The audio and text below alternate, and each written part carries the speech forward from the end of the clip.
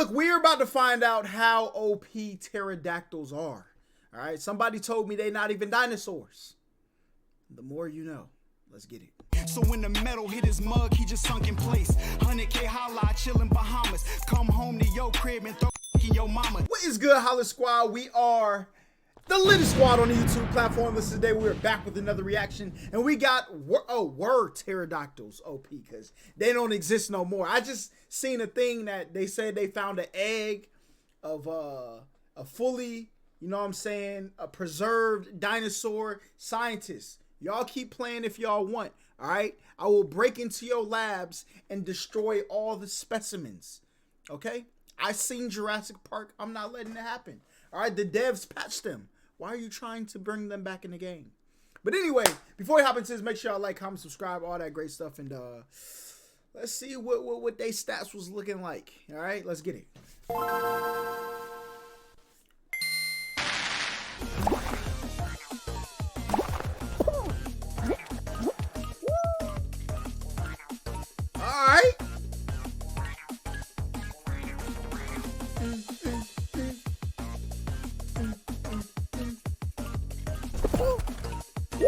Man, Momo broke his neck, boy. Oh, he broke his neck. He eliminated. This video was made in partnership with CuriosityStream. Yes, Flight is an ability which has been unlocked by a grand total of 4 separate factions in the history of the game. However, only one of these factions is no longer playable in today's version of Outs. Insects, birds, bats. Is pterodactyl is only? We gonna find out. I'm of course talking about Pterosaurs.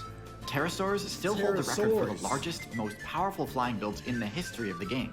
So why is it that the Pterosaur build is absent from the current meta? Did they simply fall out of favor with the player base as players gravitated toward the newly added bird builds? Or were they outright banned by the devs? Well, first, let's discuss the Pterosaur build's introduction to the game. Alright.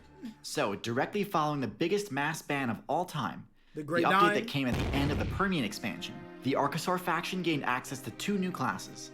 The one that garnered most of the attention was the Dinosaur class, and for good reason. Dinosaurs ended up becoming one of the most over-centralizing, meta-defining builds of all time. However, the other new class was the Pterosaur, which, despite having a less dominant role in the Mesozoic meta, was honestly an even more shocking addition to the game. Prior to the Pterosaur's debut, Flight was an ability restricted exclusively to the Insect faction. No vertebrate had been able to make a flying build work yet. And because of that, insects had gotten away with some questionable strategies, and hadn't changed much about their flagship builds in a long time. Pterosaurs were in the perfect position to punish the insect player base for their complacency. And on top of having a great matchup against insects, being able to fly gave them a reliable escape option during a meta where being able to escape meant the difference between reaching the endgame or getting one hit by extremely overpowered jaws. Facts. Now, while it is true that eventually Pterosaurs started investing a lot into the power stat too, when they were first added to the game, they were all far from gigantic. Initially, their base stats looked something like this. Nowhere near the power and size of their later builds, instead keeping the vast majority of their base stats allocated to mobility. Despite having an HP stat about as high as a piece of paper, this strategy worked great. There were no a piece of paper. That's tough. serious aerial threats they needed to avoid, as the Griffinflies had been banned a few updates prior, and the birds of prey wouldn't come out for a long time. This meant Pterosaurs were in the perfect position to diversify and test out all kinds of wacky strategies. In addition to chasing down flying insect players, Pterosaur remains also found that this small, agile playstyle also functioned great in the role of support class, cleansing the giant dinosaur players of parasites. Players looking for better XP. I heard about some animals that do that, like in the ocean. Although with higher reward, of course, comes higher risk. To mitigate this risk, Pterosaur mains eventually started to actually put some of their points into HP and power. Normally this is a bit of a gamble since larger size tends to reduce mobility. And while it did increase the startup lag for their takeoff move, they more than made up for this by gaining access to the Soar ability, allowing them to fly for extremely long distances without using all that much stamina. That's crazy. Upon gaining this ability, some Pterosaur players realized that a new playstyle had become available. Imagine these walking down the street. See, when the cost of traveling long distances becomes lower, it actually becomes a viable strategy to search for rare but extremely high value loot drops. Like, for example, the remains of a defeated sauropod player. It might seem risky to bank on being able to find that level of loot consistently. but it's a lot less risky than the alternatives. I want to know how big and when these you can things control really an were. entire server, even the rarest loot isn't that hard to find. Plus, them spending most of their time flying minimize the time spent close to danger. It's a good thing Pterosaurs were able to spec into gigantism, because things were about to get a bit tougher for the smaller Pterosaur mains. Their command over the skies was being challenged, By who? as some of the dinosaurs had unlocked flight. Raptors. Okay, no, look, TierZoo done educated me well enough. Okay. Through an entirely different combination of perks and attributes, a new faction of the dinosaur player base had discovered a way to use an ability originally intended only to provide cold resistance in order to fly. Feathers. This was bad news for the Pterosaur mains who liked the smaller, more agile playstyle, as these new avian dinosaurs were far better optimized for that niche, particularly in forest biomes. Their feathers were far less vulnerable to damage than the thin membranes that pterosaurs were using to fly, meaning that these new avian dinosaurs didn't have to worry about puncturing a wing when flying through a dense forest or jungle. Feathers also offer some blunt damage resistance, making any mid-air collisions less damaging. That's crazy. These avians were sorely lacking in size and power though, and so it was on that front that these pterosaurs opted to compete with them. Soon the larger scavenger/opportunist type build became the pterosaur's only viable strategy, as the avian player base had control over the agile insectivorous niche. It says pterosaurs. I started the video, I said pterodactyls, bro. I ain't even read it. I gotta start paying attention, alright? I promise my hooked on phonics does work. It does. This might not seem like that bad a trade, ceding control of a rather fragile playstyle to another faction, while keeping control of a record-breaking niche never before seen in-game. And for a while, this was absolutely true.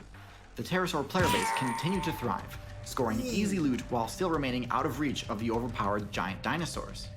Unfortunately, those overpowered dinosaurs did end up inadvertently causing the downfall of the Pterosaurs, because after an incredibly long run of dominating the meta, eventually the devs finally dropped the ban hammer. And this is where the Pterosaurs' size came back to haunt them. The banning of the dinosaurs meant that those high-quality loot drops suddenly went from rare to non-existent. And with no way to keep up their huge food cost, giant pterosaurs became unviable. Meanwhile, the small builds like birds and mammals, which had been oppressed for so long by the giants they had to contend with, suddenly had free reign over huge territories. In particular, the bird's feather ability had its initial purpose suddenly become extremely relevant again, as the overworld temperature had cooled significantly due to the sun being blocked out by dust. Experimenting with new combinations of abilities is key to creating an innovative build that breaks the meta and gives rise to new dominance. And while the pterosaurs initially made some incredible strides in revamping the reptile class to exploit an open niche, in the end it was the birds whose adaptations won out, usurping an already established competitor and gaining air superiority that is yet to be challenged even in the current meta. Experimentation is also important to another build, the YouTube creator. The YouTube meta isn't always conducive to established creators breaking away from their niche. If you publish something that your audience isn't interested in, you can kneecap the momentum your channel had built from the success of previous videos. This is where the creator-owned platform Nebula comes in. Nebula is a place where creators can get their wackier ideas. Hey, look. Hold up, is that it? Outside. Originals are make the stuff other originals. Sick of sponsors in. Hey, look, I got to download Nebula and Curiosity Stream by the end of the year. You know what I'm saying? Christmas is coming up. By the time y'all see this, it'll be Christmas Eve. You know what I'm saying? And if you don't watch this when it dropped because you ain't got the notification bells on, I forgive you. But Merry Christmas, you know what I'm saying? Happy Christmas Eve to all y'all out there. Y'all let me know what gifts y'all got down below, okay? But the Pterosaurs, them joints look like they would have been I don't know, like, I'm glad the earth patched up, you know what I'm saying? You know what I'm saying? Because I don't know if humans would have became S tier had we had dinosaurs running around trying to get us up out of here, all right? I mean, we kind of fought through because after that, that's when the cave bears came, the mega sloths. I'm glad we ain't got to deal with that now. But all that does mean, though, is, listen, we need to figure out a way to stop the patches, all right? Because if we don't stop that, then somebody going to be watching TierZoo, a whole nother species, 100 million years from now. They gonna be like, look at these humans. Glad they out the game, you know? So, Yeah. But y'all let me know how y'all feel about this down below. Make sure y'all like, comment, subscribe, all that great stuff. Never forget that we are the Little Squad on the YouTube platform. And until the next time I see y'all, we out of here.